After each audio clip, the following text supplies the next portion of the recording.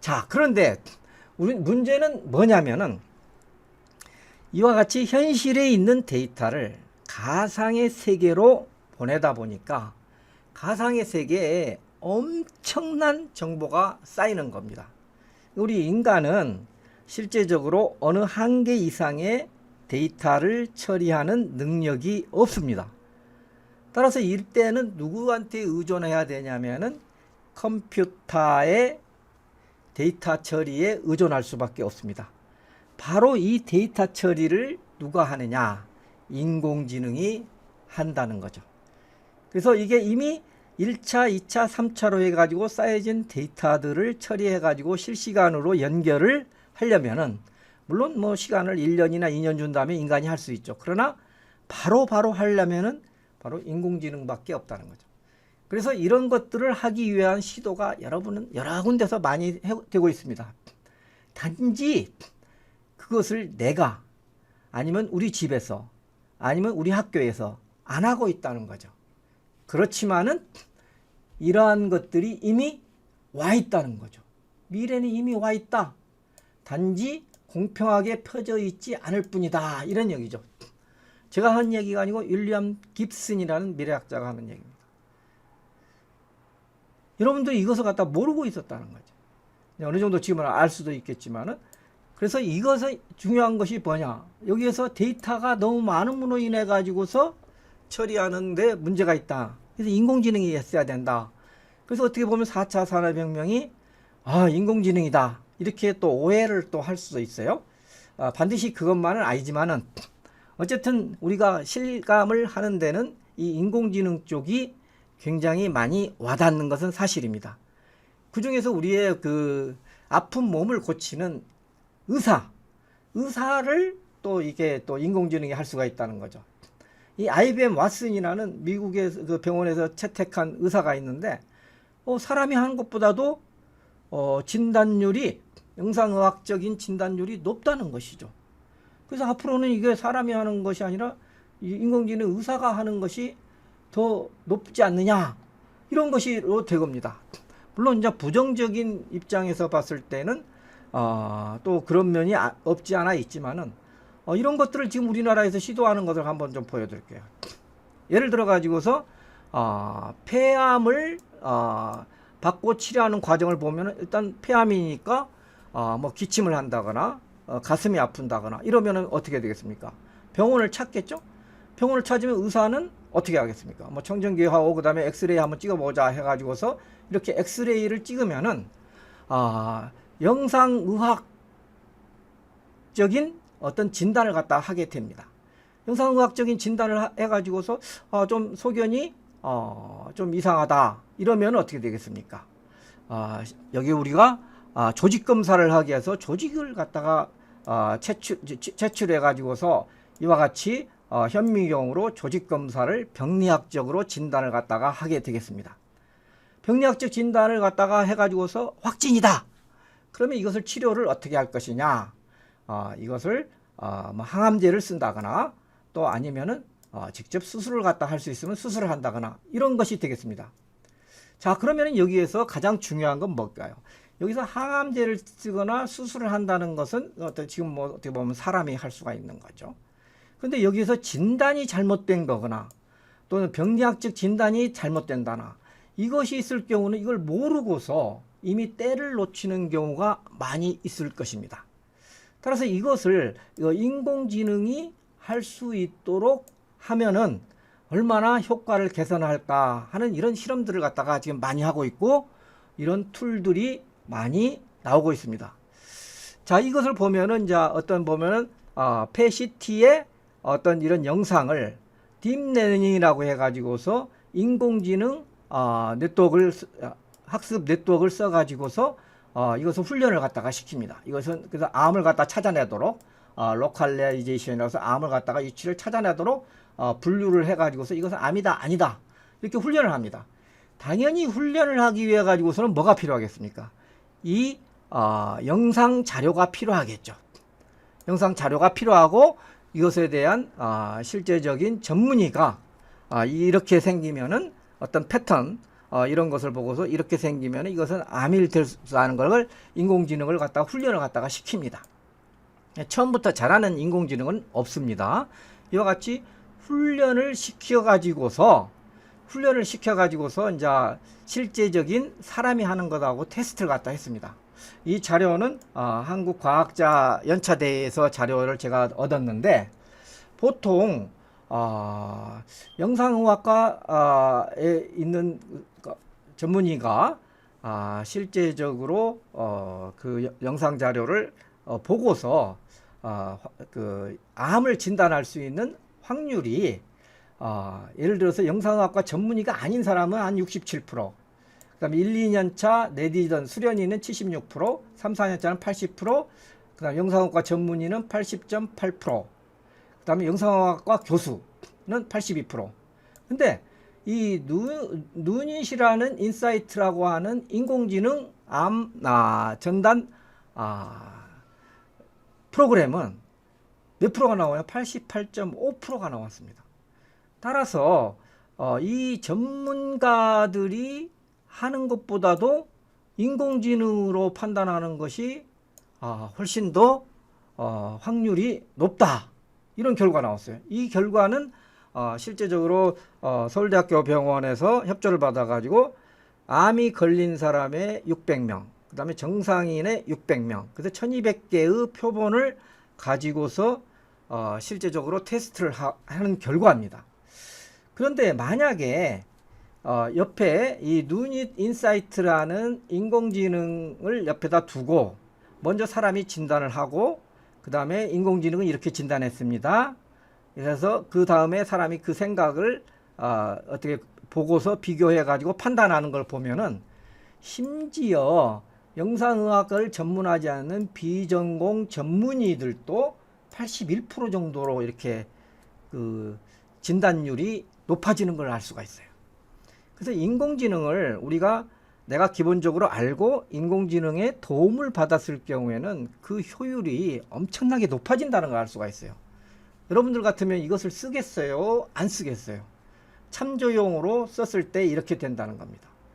그래서 실제적으로 우리나라의 그 회사에서 만든 인공지능 프로그램의 테스트 결과입니다.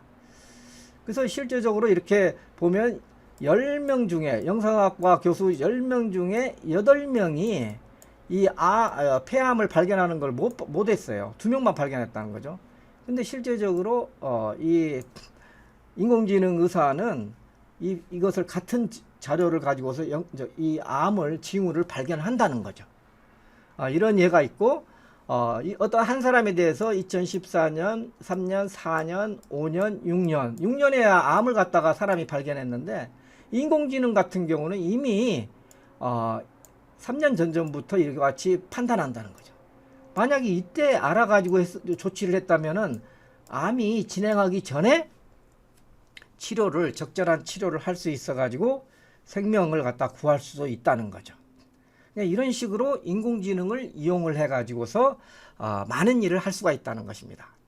이건 우리나라의 예였고요.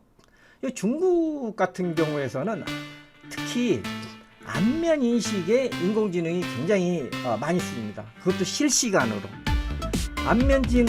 인공지능을 갖다가 모든 면에서 안면 인식을 통해 가지고서 그 사람을 갖다가 구분해 가지고서 이 사람이 본인이 맞다 아는가 할 수가 있다는 거죠.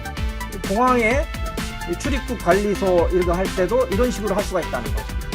심지어 이 시내에 횡단보도에서 신호를 위반하는 사람을 갖다가 이 사람이라고 바로 그 거리에 있는 키오스크에다가 전시를 하는, 그 다음에 쓰레기 투적이랄지 이런 것들을 갖다 반드시 또 자기가 얼굴이 인식이 돼야만이 할 수 있는 것 같이, 이와 같이 중국에서는 이 안면 인식 쪽으로 해가지고서 아주 지금 많은 인공지능이 발달이 되어 있고요. 자, 그런데 이 밖에도 수많은 사례가 있는데 시간 관계상 그렇게 많이는 할 수는 없잖아요. 자, 그러면 여러분들 이런 얘기를 들으면은, 야, 나는 미래가 인공지능이다, 그래서 인공지능을 해야 되겠다, 이렇게 얘기를 할 수가 있어요. 물론 좋습니다. 인공지능 해야 되죠. 그런데 이게 지금 어떻게 보면 아주 어떻게 보면 공부를 많이 하고 뛰어난 사람들이 인공지능 알고리즘이고, 또 좋은 알고리즘을 만 통하지, 또 약간 더 뭐 미흡한 알고리즘, 제가 그 프로그램에서 지휘자와 같은 이런 것들을 갖다 보여줬는데 그 정도 수준이라면 여러분들 안 사잖아요. 그래서 이 인공지능 알고리즘은 구글이나 마이크로소프트나 IBM이나 이 인공지능 기술 소스가 전부 다 공개가 됩니다. 오픈 소스라고 합니다. 그런데 공개가 안 된 게 있습니다. 이 인공지능을 훈련시키는 데이터는 공개를 하지 않습니다. 이게 여러분들 쉽게 말을 해가지고서 어떤 한 아기가 태어났으면은 이 아기가 태어나게는 해주는데, 이 아기가 단계별로 공부해야 될 교과서나 이 학습지는 안 가르쳐 준다는 거죠. 그러면 그 어린이가 자라서 뭐가 되겠습니까? 공부를 하지 않으면. 그래서 앞으로는 이 중요한 것이 인공지능 기술도 중요하지만은 인공지능을 훈련시키는 이 데이터가 중요하다는 것이 되겠습니다. 그래서 인공지능이 어떻게 보면 식량이 될 수 있는 이 데이터가 새로운 땅이다, 이렇게 얘기하죠. 여러분들 지금 생각하기에 데이터를 가지고 있는 사람이 앞으로 미래를 좌우할 것이다, 이런 얘기입니다. 지금 데이터가 가장 많은 데가 어딜까요? 다름 아닌 구글 아닙니까? 우리나라 같은 데는 어딜까요? 네이버, 다음, 이런 데 데이터가 엄청 많이 쌓이지 않습니까? 그래서 이런 회사들이, 데이터를 가지고 있는 회사들이 앞으로는 모든 일을 갖다가 할 수가 있습니다. 그래서 이런 것들이, 데이터가 중요하다는 걸 여러분들이 반드시 인식을 하셔야 되겠고요. 그 다음에는 이 인공지능은 전부 다 소스가 오픈이 되잖아요. 근데 내가 인공지능을 어디에다가 어떤 데이터를 이용해 가지고 응용할 것이냐, 이것이 굉장히 중요합니다. 그걸 하기 위해 가지고는 뭐가 필요하느냐? 소프트웨어 코딩이 필요합니다. 그래서 소프트웨어 코딩 능력, 소프트웨어 개발 능력, 정말 이것이 필요합니다. 그래서 앞으로 모든 회사, 예를 들어서 뭐 현대자동차랄지, 뭐 미국의 제너럴 일렉트릭 회사랄지, 이런 회사들은, 모든 회사들이 뭘 지향하냐면 소프트웨어 회사를 지향을 합니다. 앞으로는 여러분들이 미래에서 이 소프트웨어에 대한 능력을 갖지 않으면은 안 된다는 거죠. 미래를 위해 가지고선 소프트웨어에 대한 능력이 있어야 된다. AI는 소프트웨어에서 응용할 수 있는 하나의 양념이다, 이거죠. 왜냐하면 오픈소스로 이렇게 되어 있고 그러기 때문에. 그래서 여러분들이 이 소프트웨어의 능력을 갖다, 실제적으로 마켓 밸류 트렌드에 보면은 2008년에서는 뭐 석유회사랄지 이런 것들이 있는데, 2016년에 보면은 구글이나 애플, 마이크로소프트, 이거 전부 소프트웨어 회사지 않습니까? 이런 소프트웨어 회사들이 그 매출 랭킹 1, 2, 3위를 차지하고 있다는 거죠. 소프트웨어 능력이 회사의 가치를 결정한다고 하는 것도 크게 틀린 말은 아니겠습니다. 한번 예를 보죠. 여기는 지하철이 들어오고 있잖아요. 여기에 머리가 휘날리죠. 이것은 어떻게 하겠습니까? 만약에 이 키오스크가 이게 정지된 상태로 있으면 광고 효과가 없습니다. 그런데 이 지하철에 따라 가지고서 이것이 움직인다면은 광고 효과는 배가가 됩니다. 스마트, 요즘에 스마트라고 하죠. 스마트 키오스크가 될 경우에는 가격도 물론 2, 3배로 뛰고요. 그래서 이런 것들을 하기 위해 가지고서는 무슨 능력이 필요하느냐? 소프트웨어 능력이 필요하다는 겁니다. 그래서 여러분들이 그런 점을 알고, 실제적으로 학생들도 미국이랄지 이런 데 보면은 정보통신 계열이 인기가 상종가에 있고, 여러분들 공부가 힘들다고 해가지고 안 하면 안 됩니다. 이 컴퓨터 사이언스 이쪽으로 여러분들이 공부를 하면은 실제적으로 여러분들의 미래가 밝아지지 않을까, 이런 생각도 듭니다. 그래서 심지어는 이런 말도 있습니다. Software is eating the world. 이 소프트웨어가 이 세상을 먹어가고 있다. 그러면 뭡니까? 우리가 소프트웨어를 해야만이 세상을 먹을 수 있지 않습니까? 우리가 소프트웨어를 여러분들이 공부를 갖다 해야 된다. 이렇게 생각을 하셔야 될 것 같습니다. 그러면 왜 그러냐면은 앞으로는 이 직업이 거의 다 로봇에서 대체가 됩니다. 뭐 주식 투자 전문가인 애널리스트나 뭐 그다음에 하다못해 의사까지, 영상학과 의사까지 소프트웨어 대체가 됩니다. 실질적으로 여러분들이 이 사이트에, 이 아래 주소 사이트 있지 않습니까? 이 사이트에 들어가 보시면은 내가 원하는 진로에 대해 가지고서 로봇가 몇 프로가 대체가 될 것인가, 이게 나옵니다. 그래서 로봇에 대체되지 않는 나를 위한 교육을 하고 진로를 잡아야 되지 않겠습니까? 그런 의미에서 앞으로는 전통적인 일자리는 감소를 합니다.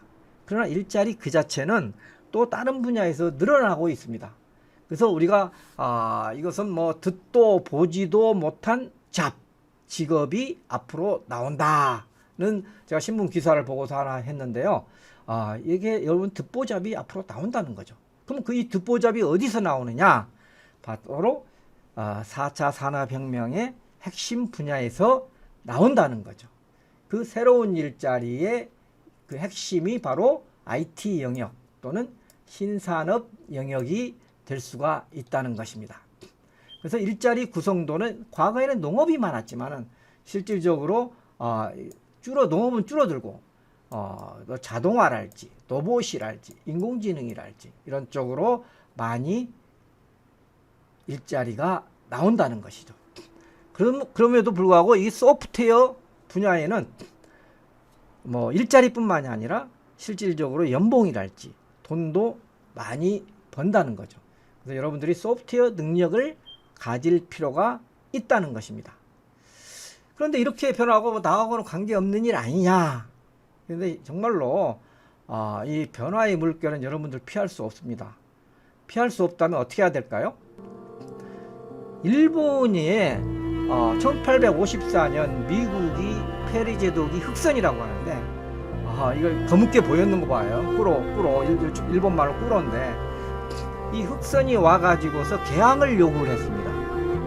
그래서 이 개항에서 대포랄지 이런 것을 보고서 일본이 충격을 받아하고 50년 만에 러시아의 발틱 함대를 격파하면서 동아시아의 주인으로 되었습니다.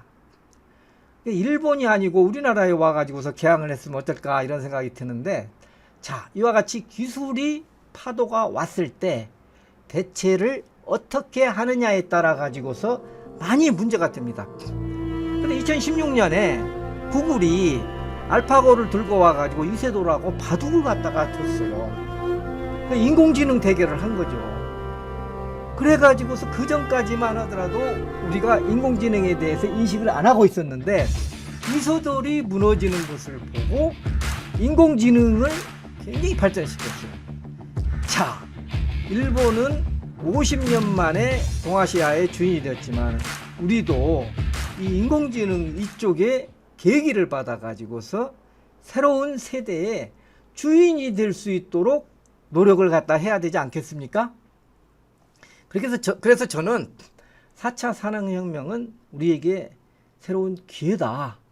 우리가 잘만 준비를 한다면은 앞으로 우리가 주인이 될 수 있는, 세계에서 주인이 될 수 있는 나라로 성장할 수 있는 기회다, 이렇게 생각합니다. 자, 여러분들, 제가 좀 뭐 장시간에 얘기를 했는데, 요점을 다시 정리를 하면은, 많은 사람들이 4차 산업혁명을 얘기하지만은 4차 산업혁명이라고 하는 것은 오프라인과 온라인 간의 상호 왔다 갔다 하는 공간에서의 어떤 비즈니스 모델이 새로 생긴다는 것이고, 인공지능을 얘기를 많이 하지만은 인공지능 그 자체보다도 인공지능을 응용하는 소프트웨어 능력을 키우는 것이 더욱더 필요하다는 것입니다. 자, 그러면 여러분들이 잘 준비하시기를 바라고 제 강의는 여기서 마치도록 하겠습니다.